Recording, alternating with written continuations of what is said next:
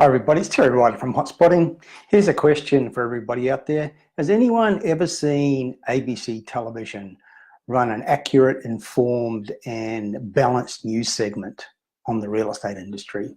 Has anyone ever seen ABC TV run a real estate item that was positive and uplifting? I don't think I ever have seen anything on ABC about real estate that wasn't a screaming negative.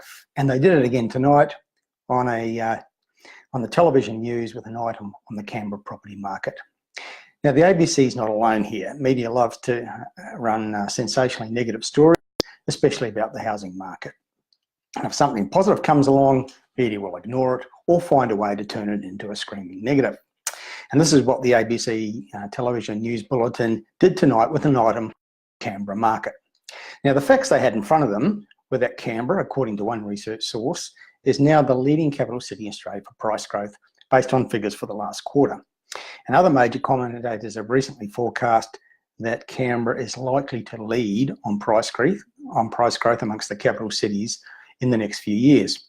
That's quite a positive item for the market in the national capital, don't you think? Well, no.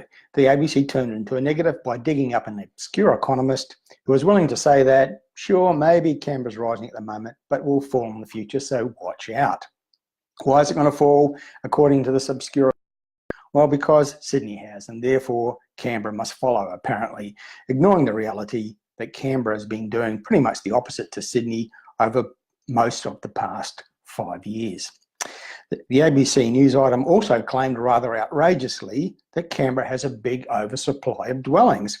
The reality is quite the opposite.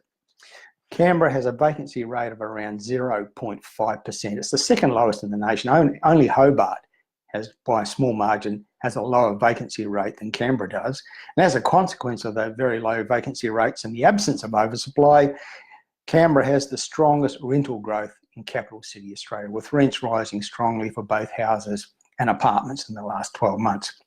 So the ABC's done it again. It's managed to take something positive and turn it yet again into a piece of negative sensation about the real estate market, something that it seems to do with relentless monotony. So what do I think about the Canberra market, where it's heading? Well, consider these factors.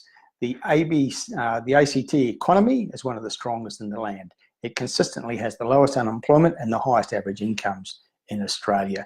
It has, as I mentioned, very low vacancies, rising rentals, sales activity in the Canberra housing market is rising steadily, and I think it's poised for a period of solid growth. Most research sources show the Canberra market in the last 12 months is up 4, 5, 6%, depending on which research source you believe, and it's heading into a period of sustained growth, I believe, based on the strength of its economy and the absence of oversupply.